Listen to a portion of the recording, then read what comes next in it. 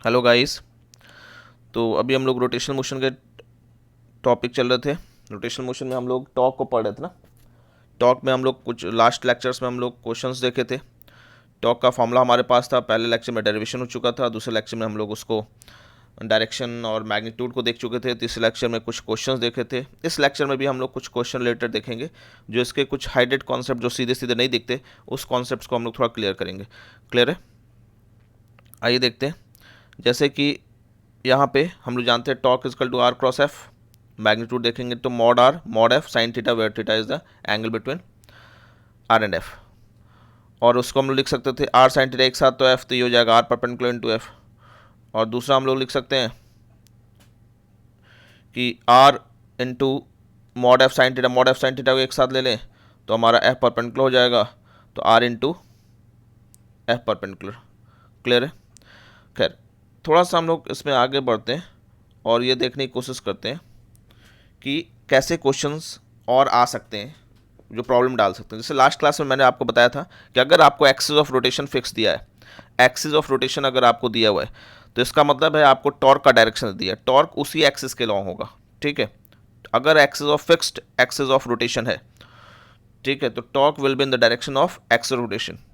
हो सकता है कि आपके पास जो फोर्स हो, रेडियल वेक्टर, उससे और भी टॉर्क आए, पर उस एक्सिस का रिएक्शन फोर्स होगा जो उन टॉर्क को अलाउ करेगा, उन्हीं टॉर्क को केवल अलाउ करेगा चेंज इन मोशन के, जो उसके रिएक्शन फोर्स से अफेक्ट ना हो पाए।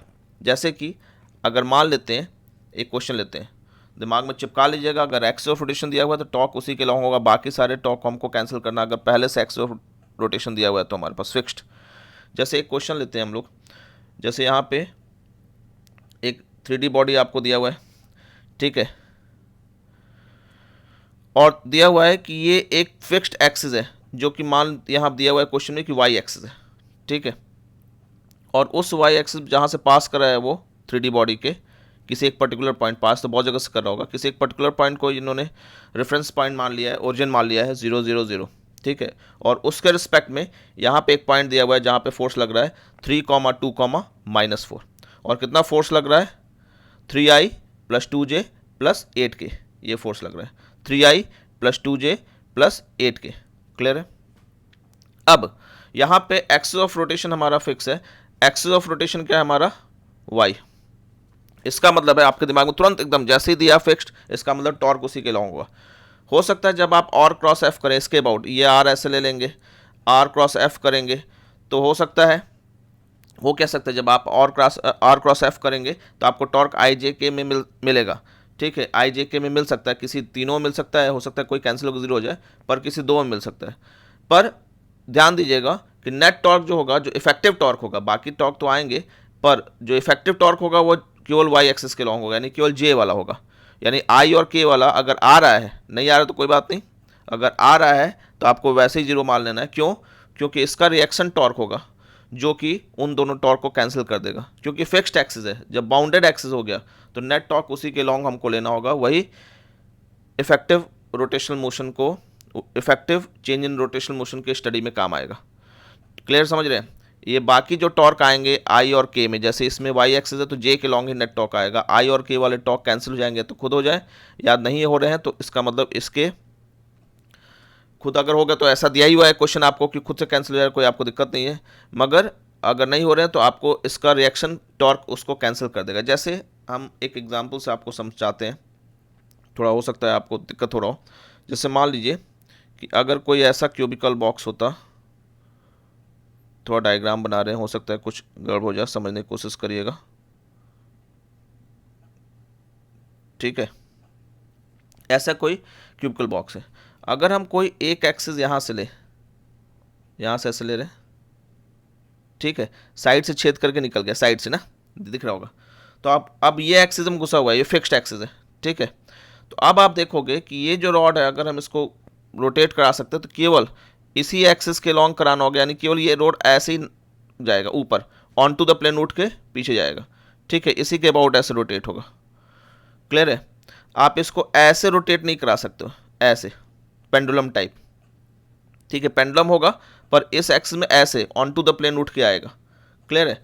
जैसे अगर एक एक्सिस यहां से ऐसे पास करता, जैसे एक एक्सिस अगर यहां से पास करता ऐसे सामने से और पीछे से ऐसा निकल जाता, तो अब आप ऐसे रोटेट करा सकते थे इस एक्सिस के अबाउट, इस एक्सिस के अबाउट ऐसे रोटेट करेगा, तो यानी ऐसे, ठीक है, और कोई रोटेशन नहीं, ये वाला रोटेशन नहीं होगा, ये ऐसे उठ के सामने वाला, तो ये एक्सिस बाउंड कर दिया कि आप केवल इसके अबाउट रोटेट कराओगे, क्लियर है, और ये एक्सिस बाउंड कर दिया कि आप केवल ऐसे रोटेट कराओगे। तो बात समझ रहे हो, ठीक है। तो एक्सिस डिसाइड करेगा कि रोटेशन किधर होगा, और रोटेशन किधर होगा, ठीक है। तो जिधर रोटेशन होगा, जैसे ऐसे रोटेशन हुआ तो टॉर्क ऐसे हो जाएगा, ठीक। रोटेशन के जिस प्लेन में रोटेशन हो रहा है उसके परपेंडिकुलर टॉर्क होगा, क्लियर है, कोई दिक्कत। तो वही चीज़ यहाँ पे भी, यानी इस क्वेश्चन में अगर आपको एक्सिस फिक्स दे दिया है, ठीक है, एक्सिस अगर आपका फिक्स है तो आप तुरंत समझ लीजिएगा कि हमको आर क्रॉस एफ जैसे भी निकालना है, फाइनल आंसर हमारा केवल जे में रहेगा, क्लियर है, ठीक है। या तो आप क्या करिए कि आर क्रॉस एफ निकालना है तो जे वाले कंपोनेंट वैसे हटा लीजिए, क्योंकि जे रहेगा, ठीक है, तो आई के में दे देगा, तो आप जे वाले दोनों के पॉइंट निकाल दीजिए, तो आई के रहेगा तो केवल आपको किस में आंसर देगा, जे में देगा, ठीक है। जैसे कि यहाँ देखिए हम लोग करते हैं, ठीक है, यहाँ पे हम आपको पहले लिख दिए थे कि if axis of rotation is fixed then we have direction of torque, इस केस में that is along y axis. अगर हमारे पास एक्सिस रोटेशन दिया हुआ है तो इसके पास हमारे पास फाइनल डायरेक्शन है, फाइनल डायरेक्शन मतलब इफेक्टिव टॉर्क की बात करें हम लोग, किसकी बात करें, इफेक्टिव टॉर्क, ठीक, उसका डायरेक्शन पता है। तो ऐसे केस में हम लोग क्या करेंगे कि जैसे यहाँ पे आप चाहो तो परपेंडिकुलर ड्रॉप कर दो, तो ऑब्वियस है कि अगर आप यहाँ से परपेंडिकुलर ड्रॉप करोगे, ठीक है, यहाँ से परपेंडिकुलर ड्रॉप करोगे तो वाई कोऑर्डिनेट, तो इस एक्सिस वाई एक्सिस पर अगर हम परपेंडिकुलर ड्रॉप किए तो इसका जहाँ पे ड्रॉप हुआ वो फुट ऑफ परपेंडिकुलर का जो कोऑर्डिनेट होगा वो 0,2,0 होगा, वाई वाला वैसे ही आ जाएगा, रेप्लिकेट हो जाएगा, ठीक है। तो यहाँ पे जो फुट ऑफ परपेंडिकुलर होगा इट विल बी 0,2,0, ठीक। तो आप चाहो तो यहाँ से आर वेक्टर निकाल लो, ठीक है, तो यहाँ से आर वेक्टर निकालोगे तो आपके पास क्या आ जाएगा, आर वेक्टर 3i - 4k, ठीक है, 3i - 4k, 2 वाला गायब जाएगा, 3 - 0i, 2 - 2j, -4 - 0k, तो आपका जो r आ जाएगा वो 3i - 4k, ठीक।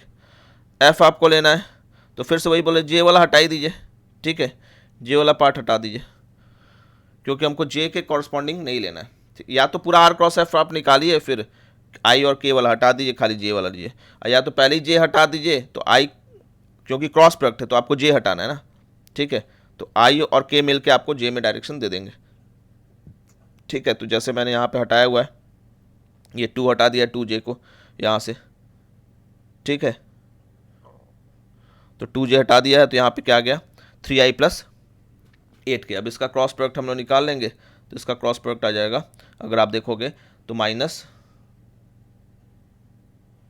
-36j, क्लियर है, -36j।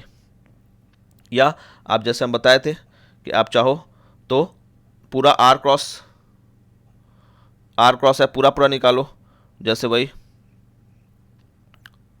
3i + 2j - 4k cross 3i + 2j + 8k, ये पूरा वैल्यू आएगा। यहाँ पे देखिए केवल ऑटोमेटिकली 0 हो जा रहा है, फिर भी आपको i में मिल रहा है और j में मिल रहा है, ठीक है। तो i क्या आया वैल्यू हमारे पास 24i - 36j, तो हम लोग i वाला हटा देंगे, क्योंकि i का क्या मिल जाएगा, रिएक्शन टॉर्क मिल जाएगा, एक्सिस प्रोड्यूस कर देगा, एक्सिस भी, तो अगर वो हम i के लॉन्ग ढकेलेंगे, खींचेंगे, i के लॉन्ग मतलब कर रहे हैं तो हम उसके लॉन्ग खींच रहे हैं, उसके लॉन्ग जबरदस्ती रोटेट करने की कोशिश कर रहे हैं, तो जो एक्सिस ऑफ है हमारा फिक्स्ड एक्सिस वो इसको रिएक्ट करेगा, ठीक है। तो आई वाला कैंसिल कर देगा, केवल क्या बचेगा आपका, तो इफेक्टिव बचेगा -36j, तो टॉर्क इफेक्टिव जाएगा वो -36j, क्लियर है, यहाँ तक कोई दिक्कत।